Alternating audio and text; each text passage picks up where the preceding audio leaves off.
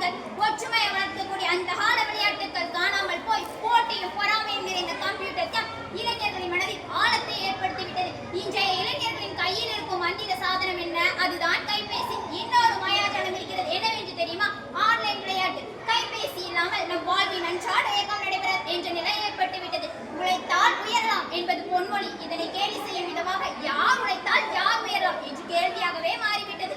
சமுதாயத்தை உருவாக்குவோம் என்று கூறிக்கொண்டே அயல்நாட்டு வணிகத்திற்கு வாசல்களை திறந்து விடலாமா? எதற்கெல்லாமோ அவசர சட்டங்களை கொண்டு வரும் மத்திய அரசு இதற்கு ஒரு சட்டம் இயற்றக்கூடாதா? இன்றைய காலத்தில் ஸ்மார்ட் போன் இல்லாதவன் இல்லை, அதில் ஆன்லைன் விளையாட்டு இல்லாத நாள் இல்லை. உதாரணமாக பப்ஜி, ஃப்ரீ ஃபயர் போன்றவை மாணவர்களுக்கிடையே பெரும் கருவியாகவே மாறிவிட்டது. செய்ய வேண்டிய படிப்பு இருக்கட்டும், ஆனா மேட்ச் விடணும். இதுதான் இன்றைய மாணவரின் நிலை. ஒரு ரொட்டியில் ஆரம்பித்த சூறாப்பானம் போல் ஒரு ரவுண்டில் ஆரம்பிக்கிறது இந்த ஃப்ரீ ஃபயர். அளவறிந்து உண்ட என்பது ஒரு பழமொழி போல நாம் அதிகம் ஆசைப்படுகிறோம். விளையாட விரும்புகிறவர் 8 ஆசை, பாயிண்ட் சேர்க்க வேண்டும் என ஆசை. ஆனால் திருவள்ளுவர் என்ன சொல்கிறார் தெரியுமா? அழுக்காறு அவாவைகளும் இன்றிய மாந்தர் தழுக்கா தவறெனும் மேல். அழுக்காறு அவாவைகள் இல்லாதவரே சிறந்தவர் என்கிறார். அதாவது நம்மை கட்டுப்படுத்திக் கொள்வதே மகத்தான விஷயம். மும்பையில் ஒரு 16 வயது மாணவன் 3 நாளாக ஃப்ரீ ஃபயர் விளையாடி கொண்டிருந்தான். தூக்கம் உணவு இல்லாமல் விளையாடியதால் அவன்